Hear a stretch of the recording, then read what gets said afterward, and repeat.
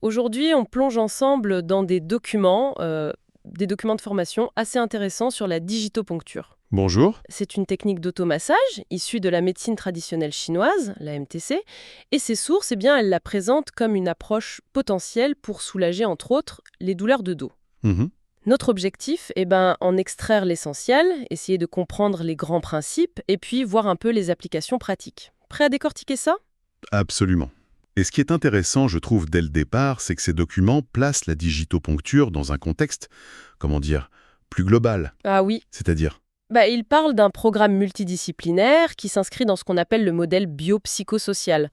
En gros, ça veut dire qu'on ne la voit pas comme une solution isolée, miracle. d'accord, mais plutôt comme un outil parmi d'autres outils physiques, éducatifs, psychologiques, même sociaux, pour prendre en charge la douleur de manière plus complète. Je vois, donc c'est pas une baguette magique, mais plutôt un élément dans une sorte de boîte à outils, c'est ça? C'est exactement ça. Bon.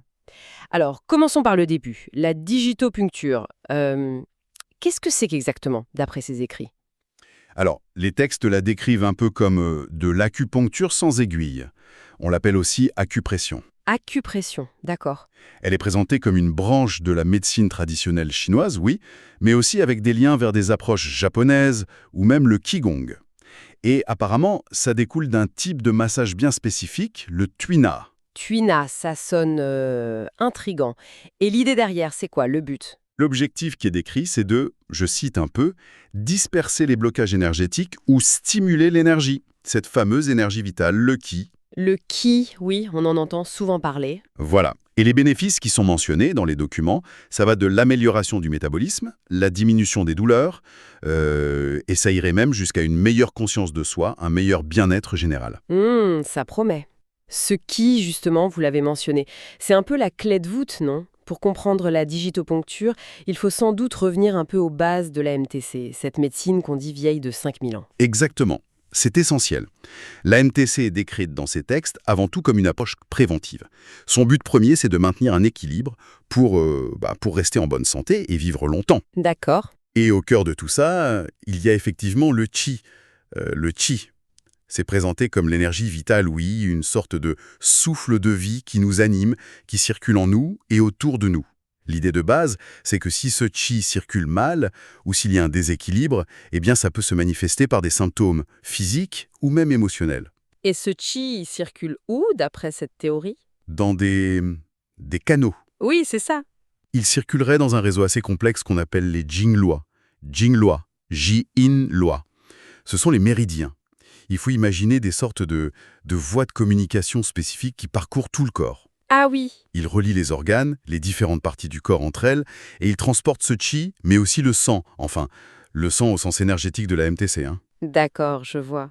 Et les points d'acupuncture, alors, ils se situent où dans ce réseau? Ce sont les chuchués. Les documents les décrivent comme des zones bien précises sur le trajet de ces méridiens. Des sortes de points d'accès, si on veut, où le qi serait plus concentré, plus accessible depuis la surface de la peau. D'accord. Et c'est sur ces points-là que la digitoponcture, tout comme l'acupuncture avec les aiguilles, cherche à agir. Le but de leur stimulation, ce serait de réguler les fonctions du corps, d'améliorer la circulation, de renforcer les défenses de l'organisme, ou encore de traiter ou prévenir certains problèmes.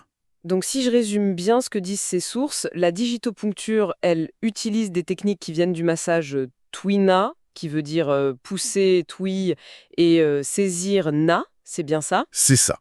pour appuyer sur ces points d'acupuncture précis, et le tout, on peut le faire soi-même en automassage. C'est ça l'idée? C'est tout à fait l'idée présentée, oui. Une méthode qu'on peut s'appliquer soi-même. Alors justement, passons à la pratique. Comment on fait concrètement, d'après ces documents, quelles sont les techniques d'automassage qui sont décrites? Alors, les textes mettent surtout en avant deux techniques principales. Elles s'appellent ANFF et ANRUFA. ANFF, ça consiste en quoi alors? ANFF, c'est la pression continue. Le principe, c'est d'appuyer sur un point bien précis. Souvent, c'est un point qui est sensible, voire un peu douloureux. Hmm. Les textes utilisent l'expression « douleur exquise ». C'est un peu paradoxal comme terme, mais ça désigne une douleur très localisée, très nette, qui est significative pour le praticien. D'accord, une douleur exquise. Voilà, on peut utiliser le pouce, l'index, le majeur, ou même une articulation du doigt replié, comme la deuxième phalange, si on a besoin de plus de force. Ok. Et la pression, elle est appliquée verticalement sur le point, de manière continue et répétée. Un peu comme si on appuyait sur une sonnette, vous voyez? Oui, oui, une pression en sonnette. L'image est parlante. L'idée, c'est d'ajuster la force jusqu'à sentir une sorte d'irradiation, une sensation qui diffuse un peu autour du point. Et l'objectif principal qu'on attribue à cette technique, ce serait de relâcher une contracture musculaire. D'accord. Et est-ce qu'il y a des astuces pratiques qui sont données pour faciliter? Oui, il est mentionné qu'on peut utiliser un stylet d'acupression. Ce sont ces petits outils, parfois en bois, en métal, avec une pointe arrondie. Ah oui, je vois. Ça peut aider pour être plus précis ou pour atteindre des points qui sont moins faciles d'accès, ou tout simplement pour pas se fatiguer les doigts si on le fait voulant. Logique. Et la deuxième technique alors? A-N-R-U-F-A. A-N-RUFA. Celle-ci, elle combine la pression circulaire et le pétrissage. On commence comme pour A-N-FA, on appuie verticalement jusqu'à sentir cette fameuse irradiation. Mhm. Ensuite, on maintient cette pression pendant, disons, 30 à 60 secondes. Puis, et c'est là la différence clé, sans jamais décoller le doigt ou le pouce de la peau, on enchaîne avec un mouvement de friction circulaire, comme un petit pétrissage en rond, sur place. D'accord. Le mouvement doit être lent, régulier, bien circulaire et pénétrant. Mais, et c'est bien précisé dans les documents, ça doit rester confortable. Ça ne doit pas provoquer de douleur vive. Et quel serait le but de cette deuxième technique qui est un peu plus élaborée? Alors, selon les sources, Anrufa favoriserait davantage la circulation locale du qi et du sang dans la zone qu'on masse. Ça aiderait à lever les stagnations, les blocages. D'ailleurs, c'est souvent cette technique Anrufa qui est recommandée pour les points du dos. Très clair. Et au niveau de la fréquence, à quelle fréquence il faudrait pratiquer ces automassages pour que ce soit pertinent d'après ce module de formation? Les recommandations qui sont données suggèrent de masser les points qu'on a choisis 2 à 3 fois par jour. Ah oui, quand même. Oui, par exemple, au lever ou au coucher. Ce sont souvent des moments où on peut plus facilement prendre quelques minutes. Et pour chaque point ou chaque petite zone, on masserait pendant environ 3 à 4 minutes à chaque fois. D'accord. Et si on cherche à agir sur une douleur ou une tension particulière, il est aussi mentionné qu'on peut maintenir cette routine sur une période de 7 à 10 jours. Bien, on a les techniques, mais l'autre morceau absolument crucial, j'imagine, c'est de trouver ces fameux points G. Les documents insistent beaucoup là-dessus, sur l'importance d'être précis. J'imagine que si on appuie à côté, l'effet n'est pas le même, quoi. C'est exactement ça. La localisation précise est vraiment présentée comme essentielle pour que ce soit efficace. Et les sources décrivent une approche qui combine plusieurs méthodes pour essayer d'affiner au mieux la recherche du point. Quelles sont ces méthodes alors? Alors, d'abord, il y a ce qu'ils appellent les repères anatomiques. C'est la base. On utilise des éléments fixes, facilement identifiables sur le corps. Comme? Ça peut être une bosse osseuse, comme la malléole à la cheville, ou une vertèbre qu'on sent sous la peau dans le dos. Ça peut être un creux, comme celui derrière le genou, un pli naturel de la peau, au poignet, au coude, le bord d'un muscle, d'un tendon, ou une ligne articulaire. Des choses qu'on peut voir ou sentir facilement. D'accord. Ensuite, il y a une méthode de mesure assez particulière qui est mentionnée, le cune. C'est ça. Oui, la mesure en cune. C'est assez malin comme système parce que c'est une unité de mesure qui est proportionnelle à la personne. Ah, Et elle s'adapte à la morphologie de chacun.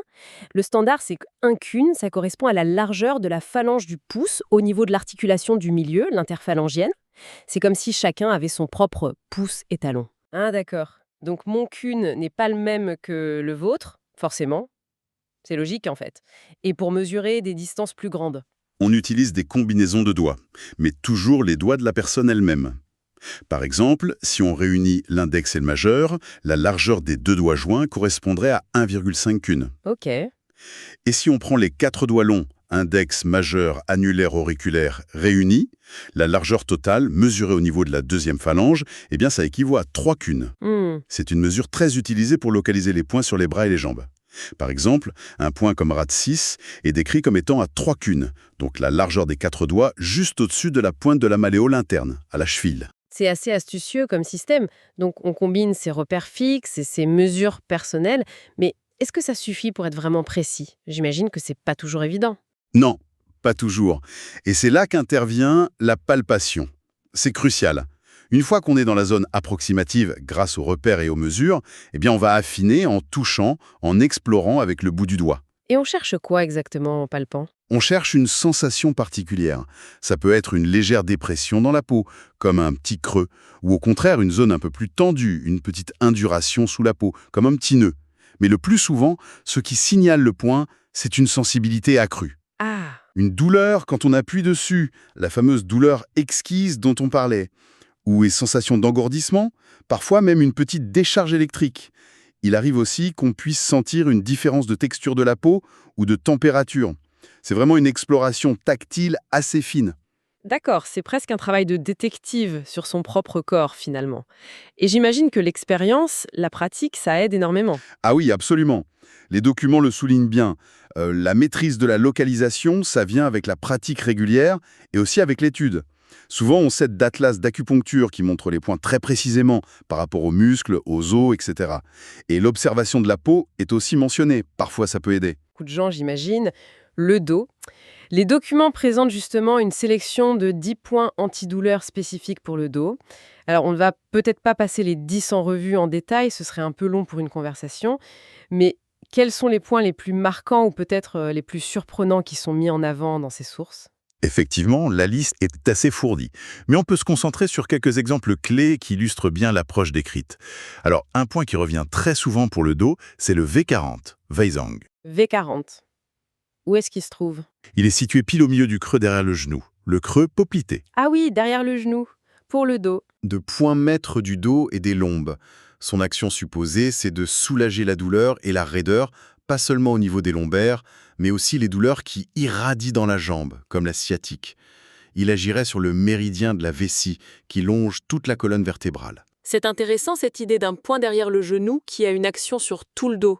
C'est le genre de connexion qui peut surprendre un peu au premier abord. Est-ce qu'il y a un autre exemple notable? Oui, un autre qui est très polyvalent, c'est le GI4, Egwo. Celui-là, on le trouve sur le dos de la main. Sur la main? Oui, dans le creux musculaire qui se forme entre le pouce et l'index quand on les serre l'un contre l'autre. Là, dans la chair. Ah oui, je vois où c'est. Les sources le décrivent comme un point extrêmement puissant, utile pour calmer les raideurs et les douleurs un peu partout, le cou, la tête, les membres. Et aussi la colonne vertébrale. Il est très souvent cité pour son action générale de régulation du chi et sa capacité à calmer les spasmes musculaires. C'est un peu le point à tout faire de la trousse de secours des poings si on veut. GI4 sur la main. Donc on peut agir sur le dos à partir de points qui sont assez éloignés. C'est un principe qu'on retrouve souvent. Oui, tout à fait. C'est un concept très fréquent en acupuncture et en digitopuncture. L'action à distance via le réseau des méridiens. Un autre exemple intéressant qui est mentionné, c'est le F3, Tai Chong. F3. Celui-ci, il est sur le dessus de pied, entre les os du premier et du deuxième orteil, un peu en remontant. D'accord. Sur le pied. Oui. Et en plus de son action sur les raideurs, les tendons, il est spécifiquement mis en avant dans les notes pour son effet anti-stress qui serait notable. Il calmerait l'agitation mentale. Ça illustre bien cette vision de la MTC où le physique et l'émotionnel sont très liés. Un point sur le pied. Pour le stress et les tensions, c'est fascinant. Et peut-être un dernier exemple plus ciblé sur le bas du dos ou la sciatique, par exemple? Oui, alors les documents citent par exemple le VB30, Wan Chao. Lui, il est situé dans la fesse, près de l'articulation de la hanche. D'accord? Il est décrit comme très efficace pour les douleurs de hanche, du fessier et surtout la sciatique. Il agit sur le méridien de la vésicule biliaire. Il est même qualifié de point étoile céleste. Ah oui. Oui, c'est un terme qui est réservé aux points qu'on juge particulièrement puissants et importants. Et pour celui-ci, la stimulation suggérée est souvent profonde. Donc voilà, ces quelques exemples donnent une idée de la logique. On a des points locaux, près de la zone douloureuse, des points à distance, et des points qui ont des actions spécifiques sur la douleur, la raideur ou même le stress. Merci, c'est beaucoup plus parlant avec ces exemples concrets. On voit bien la diversité des points et de leurs actions supposées. Alors maintenant, au-delà de soulager une douleur qui est là ponctuellement, comment est-ce qu'on peut intégrer ces pratiques dans une routine plus globale pour prendre soin de son dos sur le long terme? Les sources parlent du concept de Yang Sheng Fa. Qu'est-ce que c'est exactement? Le Yang Shen Fa, oui, c'est présenté dans ces documents comme un pilier de la médecine préventive chinoise. Littéralement, ça veut dire quelque chose comme méthode pour nourrir la vie. Nourrir la vie, joli programme. Oui, c'est une approche très globale et surtout proactive de la santé. L'idée, c'est pas juste d'attendre d'être malade pour se soigner, mais plutôt de cultiver activement sa santé au quotidien, pour prévenir l'apparition des maladies et vieillir en meilleure forme possible. Et ça englobe plein de choses. Comme quoi, par exemple? L'hygiène de vie générale, bien sûr, l'exercice physique adapté, le Qigong en est un bon exemple, l'alimentation, la diététique chinoise, la respiration, la gestion des émotions aussi, c'est très important, et l'idée de vivre en harmonie avec les cycles de la nature. C'est une sorte d'art de vivre pour être en bonne santé, en somme. Et la digitoponcture, elle s'inscrit là-dedans? Exactement. La digitoponcture et le massage Tuina sont présentés comme des outils du Yang Shengfa, au même titre que la diététique, les plantes médicinales, l'acupuncture. Il y a d'ailleurs une citation du Neijing Su Wen, c'est un texte très ancien de médecine chinoise qui est reprise dans les sources et qui résume bien cette philosophie préventive. Ah oui, hein? Laquelle? Elle dit « Attendre d'être malade avant de se soigner, c'est comme attendre d'avoir soif avant de creuser un puits. » C'est une image très forte, en effet. Ça montre bien l'importance de l'anticipation. Et comment cette approche du « nourrir la vie » s'applique spécifiquement au dos? Quel est le lien? Alors, en MTC, la région lombaire, le bas du dos, est considérée comme le palais des reins, le chêne fou. Et les reins, dans cette vision énergétique, sont absolument cruciaux. Ils sont vus comme le réservoir de notre essence vitale, le Jing. C'est la base de notre vitalité, de notre énergie fondamentale. D'accord. Donc prendre soin de ses lombes, dans l'esprit du Yang Shengfa, c'est directement prendre soin de son énergie racine, de sa vitalité profonde. Masser régulièrement cette zone lombaire, ça vise donc à renforcer l'énergie des reins et ça permet aussi de stimuler directement des points d'acupuncture très importants qui se trouvent là, comme V23, Shenshu, le point transporteur du rein, ou V52, Ziji, sur le méridien de la vessie, ou encore DM4, Mingmen, la porte de la vie, qui est sur un autre méridien qui suit la colonne vertébrale. D'accord. L'idée de ces automassages lombaires réguliers, c'est de réchauffer la zone, de faire circuler le qi et le sang pour éviter les blocages, parce que ce sont les blocages qui causent la douleur et la raideur. C'est aussi d'améliorer la souplesse et surtout de prévenir l'installation de problèmes chroniques dans cette région si sollicitée. Et quelles techniques sont suggérées justement pour cet automassage lombaire régulier? Des choses simples, j'imagine. Oui, les documents mentionnent 3 gestes assez simples. D'abord, le frottement. Souvent avec les paumes des mains pour bien chauffer toute la zone lombaire, des reins jusqu'au sacrum. Ensuite, la pression, l'acupression donc, avec les pouces ou même les poings mi-fermés pour cibler plus spécifiquement des points comme V23 ou DM4. Et enfin, le tapotement. Ce sont des petites percussions douces avec les poings souples sur toute la région pour réveiller l'énergie sans être agressif. Frottement, pression, tapotement. D'accord. Et y a-t-il des précautions particulières? Oui, bien sûr. Toujours être à l'écoute de son corps. La pression doit être ferme, mais jamais douloureuse. Il faut éviter de masser si la zone est blessée, enflammée, et évidemment, en cas de problème sérieux comme une hernie discale qui n'a pas été diagnostiquée, il faut un avis médical avant de faire quoi que ce soit. C'est du bon sens, mais c'est important de le rappeler. Tout à fait, c'est très concret. Et les sources vont même jusqu'à proposer une sorte de petite routine quotidienne pour intégrer tout ça facilement. Oui, elles esquissent une routine en 4 étapes, assez simple à mettre en place et qui s'inscrit bien dans cet esprit du Yang Shengfa. Ah, racontez-nous. Alors, premièrement, 3 minutes de respiration consciente. Juste pour se poser, calmer un peu le mental, préparer le corps. Deuxièmement, 5 minutes d'étirement doux, bien ciblé sur le bassin et les lombaires, pour délier un peu les tensions accumulées. D'accord. Troisièmement, c'est le cœur de la routine. 7 à 10 minutes d'automassage énergétique de la zone lombaire, en utilisant justement le frottement, la pression sur les points clés, les tapotements. Et quatrièmement, pour finir, 2 minutes de clôture. Un petit temps calme pour juste ressentir les effets, intégrer les bienfaits, s'ancrer un peu. Ça fait un peu comme une sorte d'hygiène quotidienne pour le dos finalement. Un peu comme on se brosse les dents pour prévenir les caries. C'est exactement l'idée qui est pleunantée, oui. Un petit investissement de temps régulier pour entretenir sa vitalité et la souplesse de son dos sur le long terme.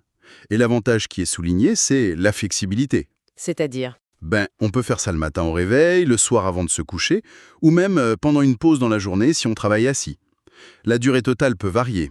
Quelques minutes si on est pressé, jusqu'à un petit quart d'heure si on a le temps. L'important, c'est la régularité et toujours l'écoute de soi, sans jamais forcer. Eh bien, c'était une exploration vraiment riche et éclairante, je trouve.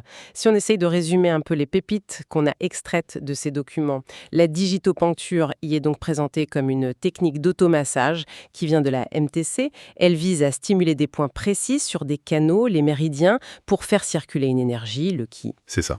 On a vu les techniques de base comme la pression continue, ANFA, et la pression circulaire, ANRUFA. On a bien compris l'importance vraiment cruciale de bien localiser ces points en combinant les repères du corps, cette mesure proportionnelle en cune, et puis la palpation fine. Mhm. On a exploré quelques points clés pour le dos, qui sont mis en avant. V40 derrière le genou, le fameux point maître, le très polyvalent GI4 sur la main, ou même F3 sur le pied, qui est lié au stress. Exactement. Et enfin, on a découvert comment ces pratiques peuvent s'intégrer dans une routine quotidienne, préventive, inspirée du Yang Shangfa, cette méthode pour nourrir la vie, notamment pour prendre soin de la région lombaire, vue comme le palais des reins. Finalement, qu'est-ce que tout ça nous dit ? Ça esquisse une approche, en tout cas telle que décrite dans ces sources, pour devenir plus acteur de son propre bien-être, pour gérer peut-être certaines tensions, certaines douleurs, de manière autonome et accessible. Tout à fait. Et peut-être pour ouvrir la réflexion, une question que ces documents soulèvent même implicitement, au-delà de l'effet purement mécanique ou du soulagement de la douleur physique, qu'est-ce que ça change, au fond, de porter régulièrement son attention sur ces zones précises du corps, sur ces points qui ont une signification particulière dans la MTC? Comment cette conscience corporelle qui s'affine et cette idée de faire circuler quelque chose d'immatériel comme l'énergie, comment tout ça pourrait influencer non seulement notre état physique, mais aussi peut-être, comme le suggère le lien entre le point F3 et le stress, notre état émotionnel ou notre état mental? C'est une piste de réflexion intéressante, je trouve, sur cette interaction corps-esprit que cette pratique de la digitopuncture, telle qu'elle est présentée ici, nous invite peut-être à explorer un peu plus.